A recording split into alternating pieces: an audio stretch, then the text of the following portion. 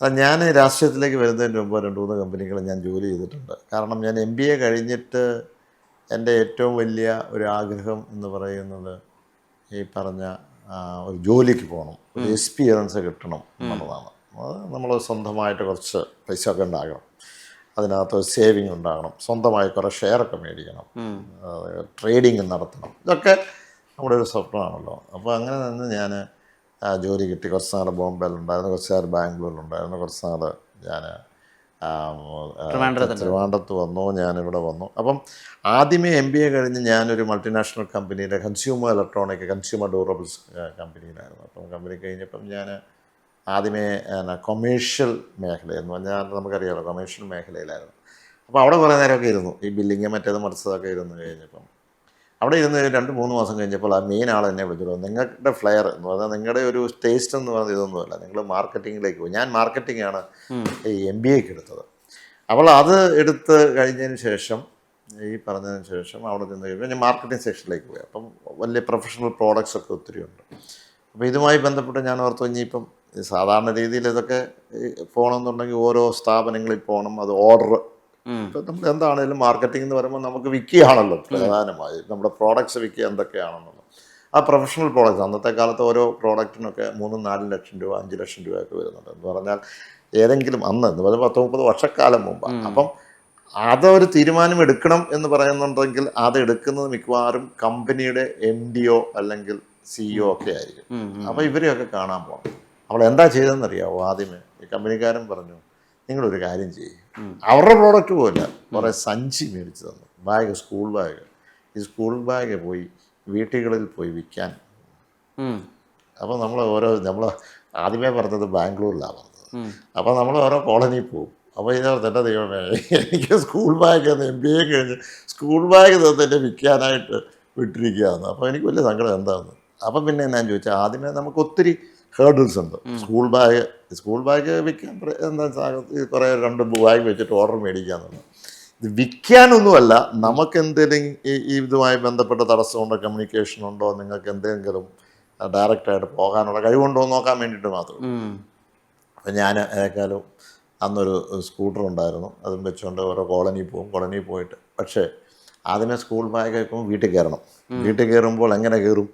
വീട്ടിൽ സാധാരണ ഒരു 9:30 കഴിഞ്ഞിട്ടല്ലേ കയറാൻ പറ്റുള്ളൂ. 9:30 കയറുമ്പോൾ ഗേറ്റ് അടച്ചായിരിക്കും. ഗേറ്റ് തുറക്കുമ്പോൾ പട്ടി ഉണ്ടോ എന്ന് നോക്കണം.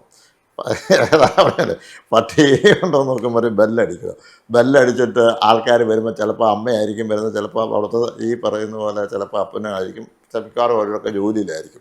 അപ്പോൾ ഡിസിഷൻ എടുക്കാൻ പറ്റാതെ ചിലപ്പോൾ അവിടുത്തെ സേവൻ്റ് ആയിരിക്കും. അത് കഴിഞ്ഞതിന് ശേഷം അവിടെ കുട്ടികളുണ്ടോ ഇല്ലയോ എന്ന് അറിയാതെ സ്കൂൾ ബാഗായിട്ട് വന്നിട്ട് വല്ല കാര്യം, ചിലപ്പോൾ കോളേജിലായിരിക്കും, ചിലപ്പോൾ കുട്ടികളില്ലായിരിക്കും. ഇതെങ്ങനെ കണ്ടുപിടിക്കുന്നത്?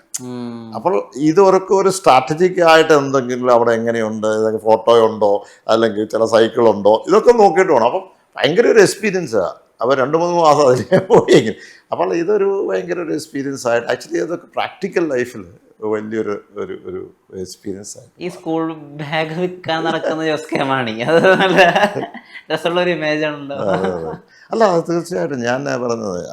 ഇത് കഴിഞ്ഞിട്ട് ഞാൻ മദ്രാസിൽ ചെന്ന് കഴിഞ്ഞ് എൻ്റെ ഒരു ഫ്രണ്ട് വേറെ ഇതുപോലൊരു പുള്ളി എന്നോട് പറഞ്ഞു, എനിക്കും ഇത് തന്നു. അപ്പം ഞാൻ സാറ്റിസ്ഫൈഡ് ആയി. വേറെ ഒരുത്തനോട് കൊടുത്തല്ലോ എന്ന് ഓർത്തുണ്ട്.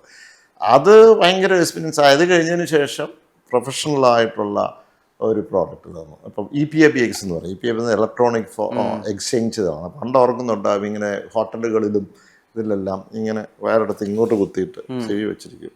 ഇപ്പോഴെല്ലാം ഇലക്ട്രോണിക് ആയി. അപ്പം ഇലക്ട്രോണിക് അന്ന് ഒരു 30 വർഷം മുമ്പ് തുടങ്ങി. അപ്പം എന്നാന്ന് വെച്ചാൽ ഇതിൻ്റെ വില എന്ന് പറയുന്നത് ഒരു 4 ലക്ഷം തൊട്ട് 15 ലക്ഷം രൂപ വരെ. അപ്പോൾ ഇത് സാധാരണക്കാരന് ഒരു ഓർഗനൈസേഷനിൽ പോയി കഴിഞ്ഞാൽ സാധാരണ ഒരു മാനേജർക്കൊന്നും ഡിസിഷൻ എടുക്കാൻ പറ്റില്ല, അത്രയും വിലയുണ്ടല്ലോ. അപ്പോൾ എന്നാന്ന് ചോദിച്ചത്, ഡിസിഷൻ എടുക്കുന്നത് അവിടുത്തെ MD ആയിരിക്കും. അപ്പോൾ MDയെ കാണണം.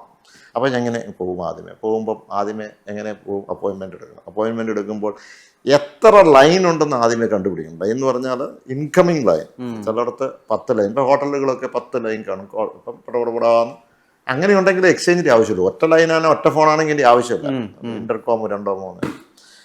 അപ്പോൾ ഇതൊക്കെ ഒരു നമ്മൾ എങ്ങനെയാണ് റിസർച്ച് നടത്തി കൊണ്ടുപോകുന്നത്. അപ്പോൾ പിന്നെ നമ്മൾ ഡയറക്ടറി എടുക്കും. ഡയറക്ടറി എടുത്തിട്ട് അതിനകത്ത് ഫോൺ നമ്പേഴ്സ്, ചില കമ്പനിയുടെ പേര് 10 ഫോൺ നമ്പേഴ്സ് കാണും ഒരുമിച്ച് 1 2 3 4 എന്ന്. അപ്പോൾ അത്രയും ലൈൻ ഉണ്ടെന്ന് കണ്ടുപിടിക്കും. ഇതിൽ ലിസ്റ്റ് എടുക്കും, അവിടെ പോകും, MD ആരാന്ന് മനസ്സിലാക്കും. ഒരു MDയെ കണ്ടുപിടിക്കാനായിട്ട് അവിടെ പോയി അപ്പോയിൻമെൻറ്റ് ചോദിച്ചാൽ കിട്ടത്തില്ല. ഏറ്റവും നല്ല ഫോണിൽ കൂടെ ആദ്യം അപ്പോയിൻമെൻറ്റ് എടുക്കുന്നതാണ്. ഫോണിൽ കൂടെ വിളിക്കുമ്പോൾ ആരപ്പുറത്തേക്കുന്ന തരത്തിലല്ലോ, ചെയർമാനാണോ ഇന്ന കമ്പനിയുടെ ആളാരാന്ന് പറയുമ്പോൾ I am coming over, can you give me 2 minutes appointment എന്ന് പറയും. അങ്ങനെ ഈ ട്രിവാൻഡ്രത്ത് GIC വർക്ക് ചെയ്യുന്ന സമയത്ത് ഒരുപാട് ഹോം ലോണുകളൊക്കെ പാസ്സാക്കി കൊടുത്തിട്ടില്ലേ? അതെ അതെ ഉണ്ട്. രാഷ്ട്രീയത്തിൽ തന്നെ പാപ്പയുടെ കൂടെ തന്നെ രാഷ്ട്രീയത്തിലുണ്ടായിരുന്ന ആളുകൾ, സിനിമാ താരങ്ങൾ, അവർക്കൊക്കെ ഈ ഹോം ലോണുകൾ തയ്യാറാക്കി കൊടുക്കേണ്ടി വന്നിട്ടുണ്ട്.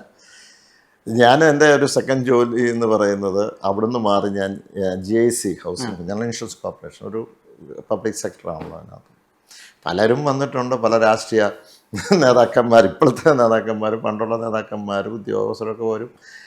അപ്പം അവരെ ജഡ്ജ് ചെയ്യുന്നൊരു കാര്യമുണ്ട്, ഈ ഹൗസിംഗ് ലോൺ ജഡ്ജിങ്. ആ ജഡ്ജിങ് എന്ന് പറയുന്നത് വളരെ രസമാണ്. അതും എന്നാ വെച്ചാൽ നമ്മളെ ഒന്നും ആരും പഠിപ്പിക്കാൻ, ട്രെയിനിങ് എന്നൊക്കെ പറഞ്ഞ ഒരു മാസം ഐഡിയയിലൊക്കെ ഒന്ന് പോയിട്ട് ഇവിടെ വന്നിരുന്നിട്ട്, എന്നാ വെച്ചാൽ നമ്മൾ പണം കൊടുത്തതിന് ശേഷം നമ്മൾ അത് തിരിച്ച് കിട്ടാതെ വരുമ്പോഴാണ് പ്രശ്നം. പണം കൊടുക്കാൻ എളുപ്പമാണ്, ഇവിടെ കിടക്കുക എഴുതി കൊടുത്താൽ മതിയല്ലോ. പക്ഷെ തിരിച്ച് കിട്ടുന്നുണ്ടോ എന്നുള്ളതാണ്. അപ്പോൾ ഈ ഓരോരുത്തരും വരുമ്പോൾ അവൻ്റെ സ്വഭാവമാണ് പഠിക്കേണ്ടത്.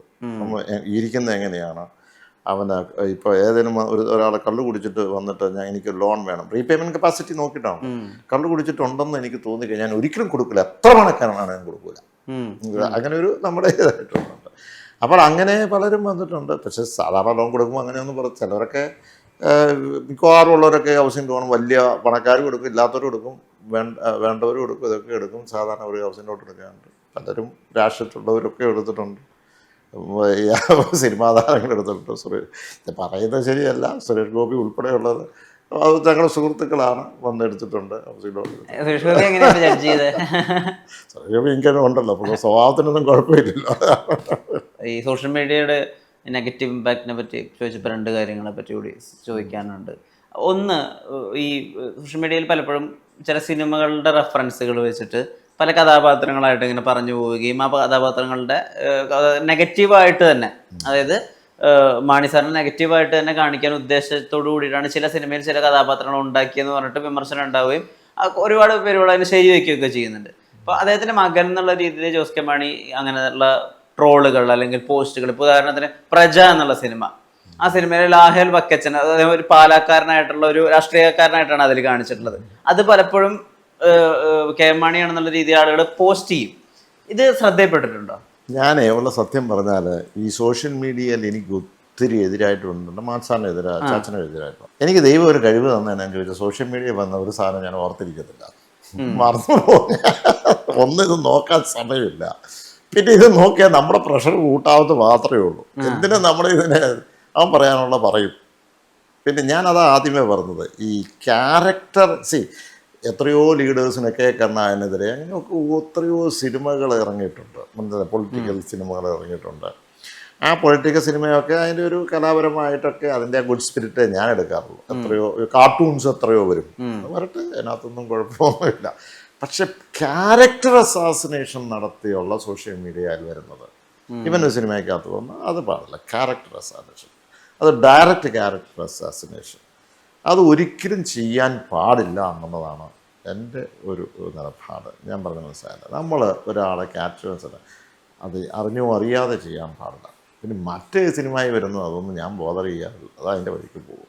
അങ്ങനെ ബോധർ ചെയ്യാൻ തുടങ്ങി നമുക്കിവിടെ ജീവിക്കാൻ പറ്റും. അത് നടക്കട്ടെ, അവന് സന്തോഷം കിട്ടട്ടെ, ഇതൊന്ന് അവൻ്റെ സന്തോഷം. പക്ഷെ ആ സന്തോഷമൊന്നും അധികം നേരം നിൽക്കത്തുമില്ല.